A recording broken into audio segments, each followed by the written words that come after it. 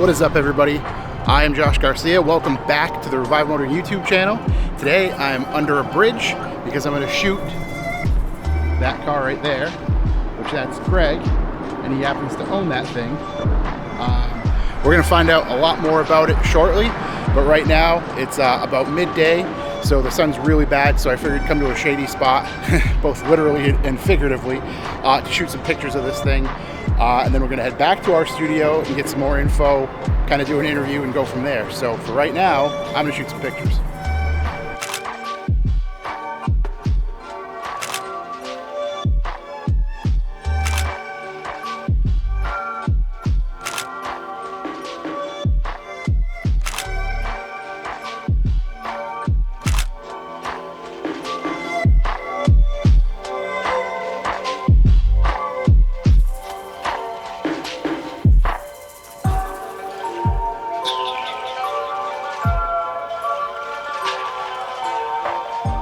What is up, everybody? We are back at Revival Motoring Studio and back inside with the Crown and back inside from taking some photos with Greg. Greg, welcome. Thank you for coming to hang out. How's it going?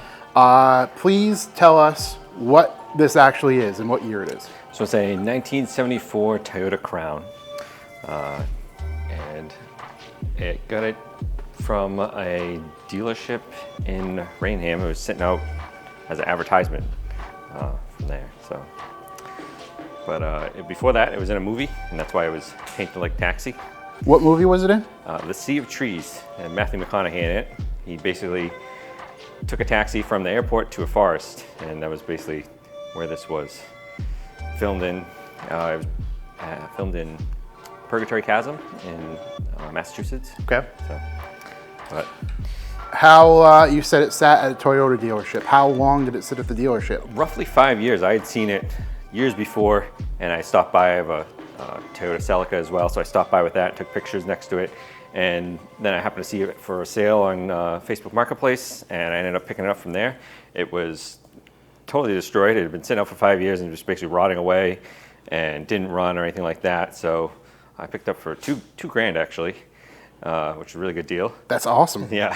That's absolutely killer. Yeah, so I spent the first year getting it all back together. I had to rebuild the carburetors, replace the radiator. I swapped in a 5-speed, and then I lowered it. It actually has Chevelle coilovers in it.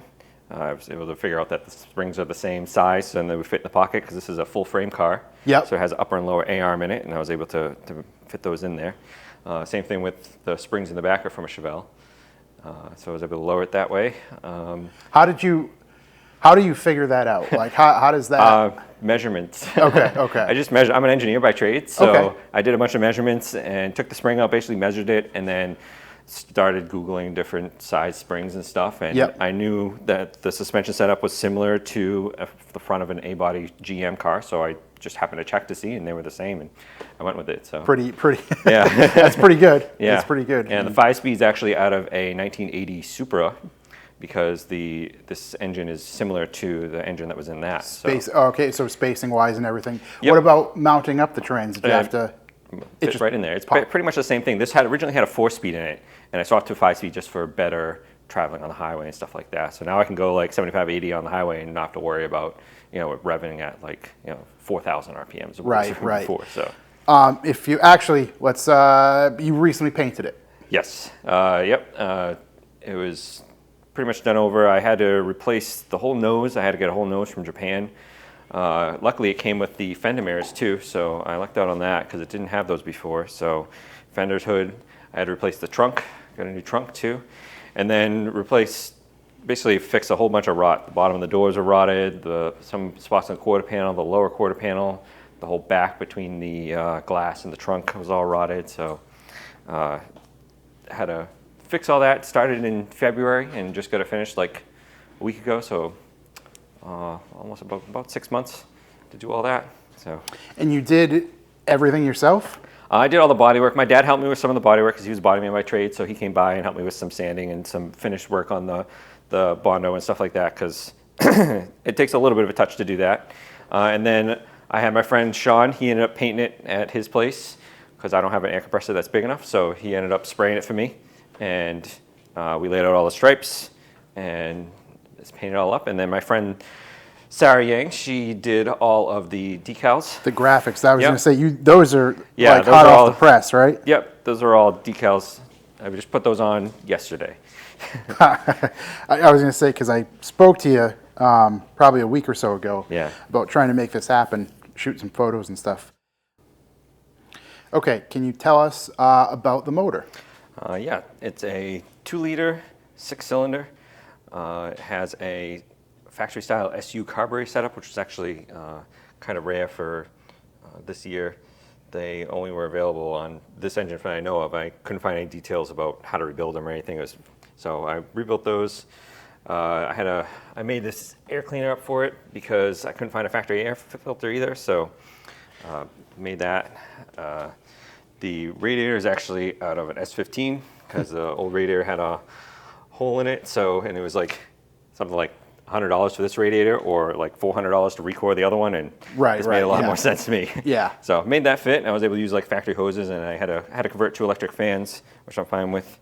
And then yeah, this bottom end is actually used in the 2000 GT Toyota, where they put the dual overhead Yamaha engine, dual overhead Yamaha head on it. Yep. So that was what this engine was known for. But it puts out like about 123 horsepower.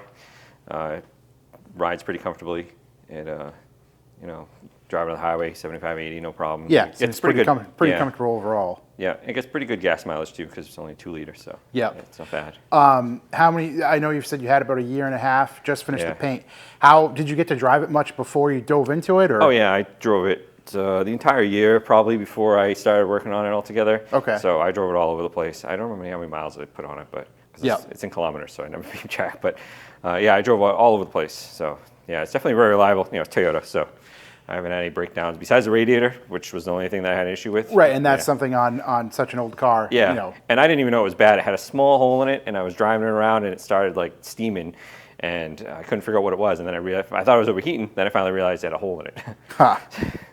What about the rest of the chassis? Is there anything you had to do interior-wise, or is this pretty much? They must have redone the interior for the movie, and Okay. then I ended up picking up the seat covers from Yahoo Auctions Japan and put those in.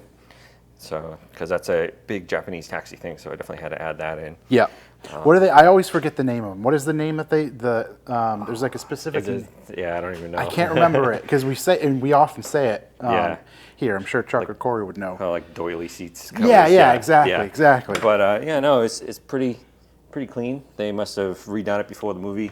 I didn't really have any details on the rest of the interior. Other than that, so that was a good thing. But yeah, the only thing I got to get for it is radio, which I have one coming. Yeah. So just waiting for that to come in, and then that's about it for the interior. What else for the rest of the car? Like what do I plan on doing it? Or? Yeah. Probably gonna drive it mostly for right now, and then I have a front lip that I'm gonna try and put on it. So Okay. that was one thing because I noticed I had plenty of room in the front, so I might try and put a front lip on it. And other than that, just drive it around. Just have fun with it. Yeah, have fun with it. Yeah, I drive my stuff a lot, so I'm actually planning on a trip up to New Hampshire in a couple weeks. I'm gonna take this up there. Oh, sweet. So That'll be yeah. awesome. Yeah. Can you tell us about some of your other cars? Sure, yeah. I also have a 1977 Toyota Celica. That same thing, completely went through and restored it. I've had that for 7 or 8 years now. I've had that one for a while now. And it has a LS1 with a TKO 600 5-speed in it. Yep. Again, I drive that thing in a Ford 88 rear end. It's probably about like 7 or 8 different cars, like front cross members from something else, the steering racks from something else, the suspension's all custom and everything like that. Yep. So, but yeah, I drive that around. But this is the new toy right now, so this has been my thing I've been driving around lately. So it's safe to say you thoroughly enjoy just tinkering and really yes. diving into stuff. I've had probably about 50 some odd cars. Okay. Yeah, and this was the last one. Before this, I had a 1980 Accord that I pulled out of a junkyard, Yep. and I found it inside of a camper. someone had took the camper and split the back of it so it clamshelled open, and someone drove the Honda Accord inside. And I like went into the camper like, oh, maybe I can find some cool retro stuff in here. And there was a car in there. And I'm like, oh, cool. So I'm like, hey, would you guys sell this car? And they're like, sure. So I ended up picking up for like $450. And I did a title through Vermont and got that running driving. I put coilovers in that from a later model Accord, and I had to replace the clutch in it and basically got it running and driving, and ended up selling that, moved it on. And I think I bought this right after I bought that, so I had to sell the Accord because I was planning on working on this. So I had too many cars, you know. It's just, I don't have that much of a driveway, so. But I've had, let's see, an '83 Civic that I redid. Same thing, it was basically falling apart and the whole rear frame rail was rotted out of it, so I had to rebuild the frame rail. I actually drove it home like that, and the whole wheel was, I didn't realize until I got it home, the whole wheel was like almost falling out. I had a '89 Toyota Century, which was my first right-hand drive car. Same thing, I went to New York and bought that. It was only running on 4 cylinders, so I got it for like $4,000. And drove it back home. Was it one of the, what are those? They're V8s or 10s? That was the V8. Okay. Yeah, V8 or V12. V12, okay. Yeah, it was the V8 version, and it was just clogged fuel injectors. Oh, jeez. Yeah, that was it. So I took it, like, I did a compression test, it was fine. I did a spark test, it was fine, and I'm like, all right, well, fuel's the last thing. So I went and pulled the fuel injectors off, and they were just packed full of dirt. Just gross, Which I heard is a common thing for the Japanese fuel, that when it sits, it will clog up the fuel injectors. So I just cleaned them out with some, brake cleaning, and it was fine. And it ran fine after that. They actually are the same injectors as like a 22 RE. So if I had to replace them, I was going to, but you could, right. It worked out, didn't so bother. you didn't have to. What else have I had? So I was going to say, is everything in the JDM world? No, that's more recent. Once I bought the Celica, which was like 7 or 8 years ago, then I realized how great these like Japanese cars are, and I'm like, I just stuck with it. Plus, they were cheap, so like, it's way more fun when stuff is cheap. Right, for sure, for sure. You screw around and not have to worry about wasting that much money. And if it's like, the odd, they're out of the norm. Yes, that's too. Like, when are you going to find one of these? Right, exactly. When I go to car shows, the Celica, it's usually the only one there. And people are like, oh, this is a cool Mustang. Like, it's not a Mustang, because it looks just like a Mustang. Right. And it's funny, some guy came up to me the other day and he's like, the Japanese stole a lot of ideas from us. What does this look to you? And I'm like, I think it looks a lot like a T-Bird from the back. The taillights to me look like a T-Bird. Yeah, and I think it looks like a Cougar. I'm like, they're basically the same. He's like, there's another car around here. There's a Toyota Celica that looks just like a Mustang. It's got an LS1 in it. I'm like, yeah, that's my other car. He goes, that's yours too? I'm like, yeah. That's funny. So yeah, it's cool that, when you have like one of the only ones around the area, you get noticed all the time. Yeah, for sure. And I mean, this one in particular is going to stand out like crazy because, again, like actually in Japan, are all the taxis painted with the base green? So they have yellow ones. They have black ones, which are basically more private ones. Okay. Like livery. And then I believe they have yellow ones, but a lot of them are like this. Okay. Yeah, there's like 3 or 4 different ones, but most of them are like this. I mean, this colorway. It stands out like crazy on U.S. roads. Exactly. Yeah, I believe this is a Porsche green, leaf green, and then the yellow is actually a solar yellow from Dodge, so like SRT 4, stuff like that. It's okay. That's my dog Bailey. You're okay. You're okay. Gonna be on camera, okay? But yeah. Oh yeah, and these wheels, these are actually Cragar SST wheels. I picked these up for $180. Oh man! And the lips were all rusted, so I sanded them down and just painted them silver, and then put some cheap ass tires on it. So they're like $180 tires. So for like under $400, I got a set of wheels and tires. And then how much roughly? Yeah, I mean, not much into the suspension. So yeah, the suspension. I think the front's coilovers. I actually bought a full lowering kit for like lowering springs for a Chevelle, and then I ended up getting coilovers for the front to help with the ride was a little too bouncy still, so I got coilovers set up. Extra room. Yeah. And so those were like $230, and the spring setup was like $200. Dude, it's wild, and it looks so good. Yeah, it's just really good. I wouldn't mind doing air ride. I'm considering it. I'm gonna see, but since I just spent all this time doing this, it's fine right now. You got it to this point. Yeah. Now just enjoy it. Yep. So it rides really good. It doesn't like really bottom out if you hit like a really hard bump, but it doesn't really have any issues. So. Yeah. Well, thank you for bringing this by. Thanks for letting me shoot it. Yeah, no problem. The thing's gonna stand out everywhere it goes. It's super Yeah. cool. Yeah, I'm excited to drive around. Congrats on getting it, making it happen, getting it to this point. Yeah. And I look forward to seeing it out and about at one of our donut meets and having. It's gonna be cool to see a bunch of other photographers shoot it as well. So. Oh yeah, yeah, I'm sure. Because it's gonna be all over the place. Yep. It's just such a, like I said, standout car, Yeah. and it just looks so cool. Yep. I like unique stuff. You go someplace and be the only thing there. Yeah, for sure. It's gonna be, it certainly will be. So, Greg, again, Yep. thank you very much. Thanks for hanging out. No problem. And we will see you soon. All right. See you.